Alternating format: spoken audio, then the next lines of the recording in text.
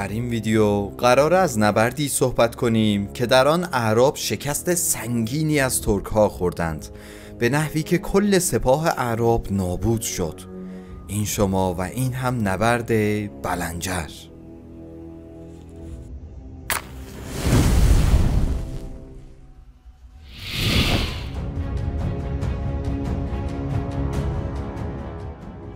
در سده 7 میلادی رومیان دو تهدید بزرگ رو پیش روی خودشون میدیدند. اولین تهدید آوارها بودند که مدام سرزمین‌های امپراتوری رو غارت می‌کردند. دومین و همینطور بزرگترین تهدیدشان هم امپراتوری ساسانی بود که جنگشان از سال 602 از نو آغاز شده بود. با روی کار آمدن خسرو پرویز در اوایل روابط ساسانیان با رومیان به سبب حمایتی که موریکیوس از خسرو پرویز کرده بود دوستانه بود، اما هنگامی که موریکیوس بر اثر شورش جمعی از نظامیان از حکومت عزل شده و کشته شد، خسرو پرویز به بهانه خونخواهی به امپراتوری بیزانس اعلام جنگ کرد. ساسانیان در اوایل جنگ پیروزی‌های پی در پی کسب کردند و نواحی بسیاری از آناتولی، شام و مصر را تحت کنترل خود درآوردند. پیشروی ساسانیان به حدی بود که حتی کنستانتینوپل تا مرز سقوط پیش رفت، اما محاصره این شهر به نتیجه‌ای نرسید. در این زمان بود که هراکلیوس به عنوان ناجی امپراتوری به تخت نشست. هراکلیوس ابتدا وضعیت آشفته امپراتوری رو تا حدودی بهبود بخشید و سپس با لشکرکشی هایی که انجام داد سپاهیان ساسانی رو مجبور به عقب نشینی تا آن طرف رود فرات کرد. در این بین هراکلیوس از گوکتورکان درخواست کرد تا در برابر شاه ساسانی خسرو پرویز بهشون کمک کنند. در سال 624 میلادی سفیر رومیان به پیشگاه خان بزرگ گوکتورکان تونگیابگو خان آمد. خان به این همکاری با دید مثبتی نگاه کرد. به این ترتیب دو قدرت آن زمان در برابر امپراتوری بزرگ ساسانی با هم متحد شدند. خان از اطراف دریای خزر سپاهی تدارک دید و به فرماندهی پسرش بوریشاد خان به سوی جنوب فرستاد. بوریشاد رود ترک رو رد کرد و به سرعت تونست شهر دربند و چند شهر دیگر رو تسخیر کنه. در ادامه خان بزرگ تونیابگو هم به سپاه ملحق شد. در این بین سپاه هراکلیوس در اطراف لازیکا بود. دو حکمران در سال 627 میلادی با هم شهر تفلیس رو محاصره کردند. اما شهر تفلیس علیرغم اینکه دو قدرت بزرگ همزمان محاصرش کرده بودند، به طرز عجیبی تسخیر نشد. نیروهای محافظ ساسانی توی جریانات محاصره این شهر یک دفاع حماسی از خودشون نشان دادند. کار به جایی رسید که تونگیابگو خان به خاطر مقاومت زیاد نیروهای دشمن ناامید شد و علیرغم اصراری که هراکلیوس به موندنش داشت، فرماندهی سپاه را به پسرش واگذار کرد و خودش به مملکتش برگشت. از طرفی هراکلیوس از محاصره تفلیس دست برداشت و به جاش تصمیم گرفت به سمت قلب حکومت ساسانی یعنی تیسفون حرکت کنه. ساسانیان که با شکست‌های متعدد در وضعیت وخیمی بودند، نتونستند سپاه هراکلیوس رو مهار کنند، به نحوی که هراکلیوس تا نزدیکی تیسفون پیشروی کرد. هرچند که هراکلیوس قصد تسخیر تیسفون رو نداشت، چون به اندازه کافی ادوات محاصره در اختیار نداشت و همچنین احتمال گرفتار ماندن در مرزهای ساسانی وجود داشت. به خاطر همین با ارسال متارکه‌ای به خسرو بازگشت. خسرو که پس از پیروزی‌های برقاسا و خیره کننده اکنون شکست‌های سنگینی از رومیان خورده بود، با لجاجت تمام پیشنهاد صلح هراکلیوس رو نپذیرفت و تمام تقصیرات رو به گردن سرداران و فرماندهان انداخت و با بی‌پروایی به مجازات اونها پرداخت.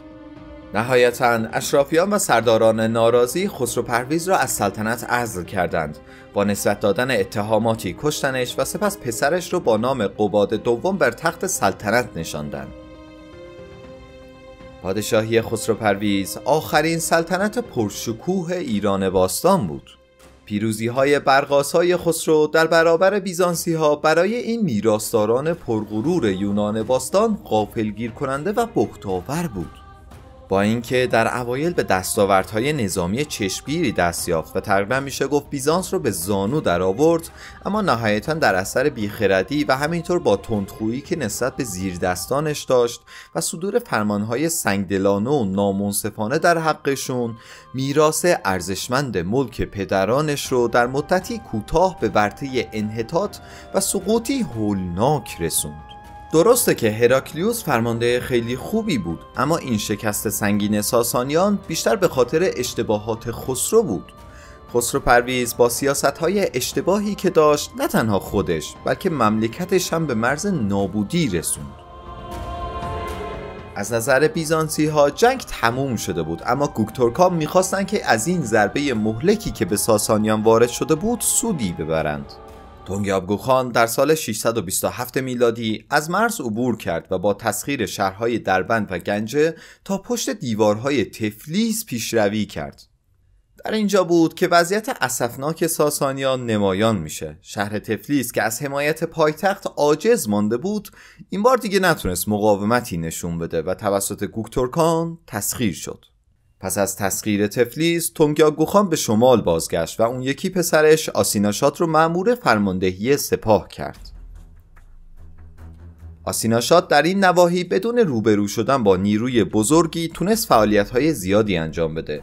شاد شهرهای بسیاری رو غارت کرد، اونا رو مجبور به پرداخت خراج به گوکتورکان کرد و در نهایت با غنایم بسیاری به شمال کوههای قفقاز برگشت.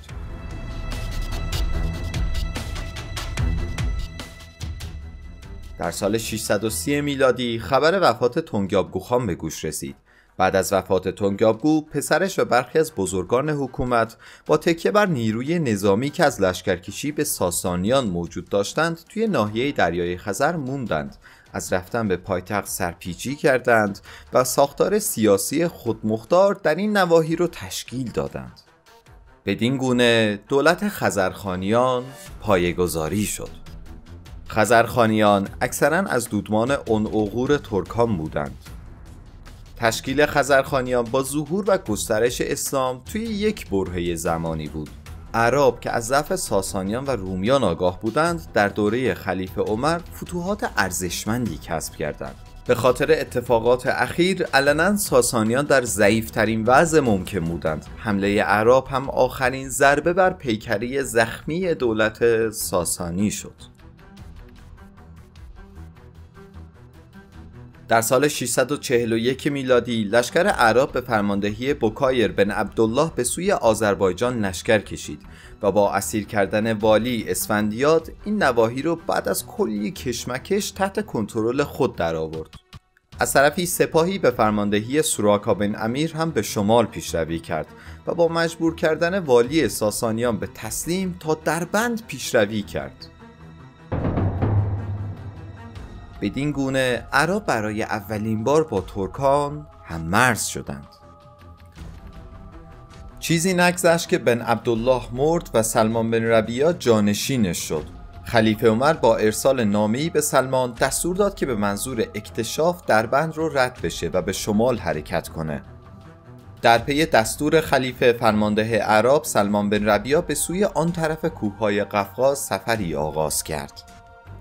در این سفر سپاه اعراب با هیچ گونه مقاومتی مواجه نشد و تونست به راحتی تا نزدیکی شهر بلنجر پیشروی کنه، شهری که آثارش امروز در جمهوری داغستان وابسته به روسیه دیده میشه و در اون زمانها پایتخت دولت تازه تأسیس شده خزرخانیان بود.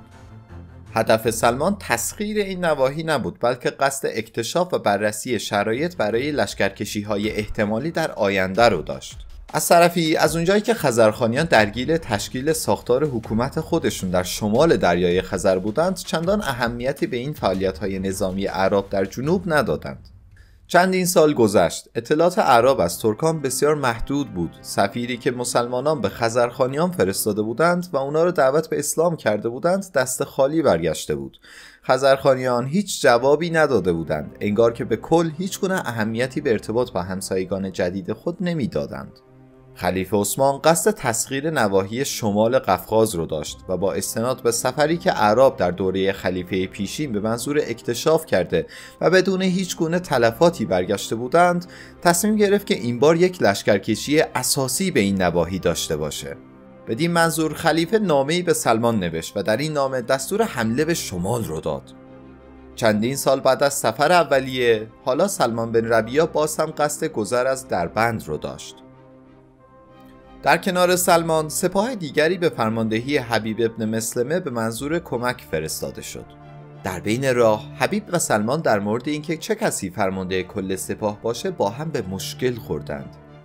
در حالی که سربازان شامی از حبیب طرفداری می‌کردند، الباقی نیروها هم طرف سلمان رو می‌گرفتند. این موضوع تا حدی پیش رفت که دو فرمانده همدیگر رو به مرگ تهدید کردند، اما در نهایت هر طور که شده مشکل برطرف شد. اعراب این بار هم بدون هیچ گونه مقاومتی تا شهر تارکو پیشروی کردند. اهالی شهر که از اومدن اعراب آگاه شده بودند، شهر رو خیلی وقت پیش تخلیه کرده بودند. سپاه اعراب بدون هیچ گونه اتلاف وقتی به سمت شهر بلنجر حرکت کرد و شروع به محاصره این شهر کرد. اعراب در کنار خود منجنیق و ادوات محاصره بسیاری آورده بودند. منجنیق‌ها در اطراف شهر مستقر شده و محاصره با پرتاب سنگ‌ها به دیوارهای شهر شروع شد. اعراب تا آن زمان با تسخیر شهرهای بسیاری در زمینه محاصره کردن به مهارت‌ها و تجربه‌های خوبی رسیده بودند و تسخیر شهر بلنجر هم خیلی نزدیک به نظر می اومد. درهای سرزمین‌های شمال قفقاز برای اعراب تا ته باز شده بود. چیزی که سلمان و حبیب نمیدونستند این بود که مردم شهر بلنجر از خان بزرگ درخواست کمک کرده بودند. خزرخانیان در طی این سالها تونسته بودند قدرتمند بشن و به شرایطی برسند که بتونن به اتفاقات مرزهای جنوبی خودشون هم واکنش نشون بدن. در تاریخ طبری اسم فرمانده سپاه خزرخانیان مجهول مانده و صرفاً با لقب خان ذکر میشه. با رد شدن خان از رودخانه سولاک، نقشه ترک‌ها اجرا شد. به یک بار دروازه‌های شهر باز شد و نیروهای محافظ به سمت دشمن هجوم بردند. در حالی که نیروهای سلمان در تلاش بودند تا جلوی ضد حمله مدافعین رو بگیرند، به یک باره از نواحی جنگلی اطراف شهر صدای هجوم به گوش رسید. با این صدا اعراب شوکه شده بودند. خیلی نگذشت که از دور هزاران سوار که با تمام توان در حال یورش به سمت سپاه اعراب بودند دیده شد. گرگ طمع خودشو به تله انداخته بود. سلمان و نیروهاش تازه اونجا فهمیدن که دچار چه مصیبتی شدند. خان ترکان با هجوم سریع و گسترده‌ای که داشت علنا نیروهای عرب را زیر پای اسبانش له کرد. شمشیرهای برنده ترکان ندای مرگ برای اعراب بود. صدای کرکننده ناله های سربازان عرب زخمی که به زمین افتاده بودند و در خون غوطه‌ور شده بودند در تمام میدان به گوش می رسید. به گفته تاریخدان طبری، سپاه اعراب در طی مدت زمان کمی 4000 تن کشته داد. در بین کشته شدگان فرمانده کل نیروها سلمان بن ربیعه هم بود. الباقیه این نیروها که هنوز در شوک این حمله بودند برای نجات جانشون از میدان نبرد فرار کردند. حبیب ابن مسلمه و سربازاش که در حال فرار بودند برای اینکه به دربند برسند تا جون داشتند دویدند. خان خزرها هم به دنبال این نیروها افتاد. در طی این تعقیب و گریز 6000 تن از سربازان عرب هم کشته شد. طبری میگه که در سفر سال 642 حتی یک سرباز عرب هم کشته نشده بود، در حالی که در این لشکرکشی عرب 10,000 تن کشته دادند.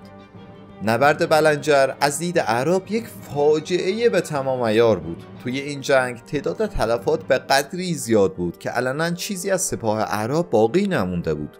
سپاه عرب در قفقاز توسط خان ترکی که حتی اسمش هم مشخص نیست از تیغ گذرونده شده بودند.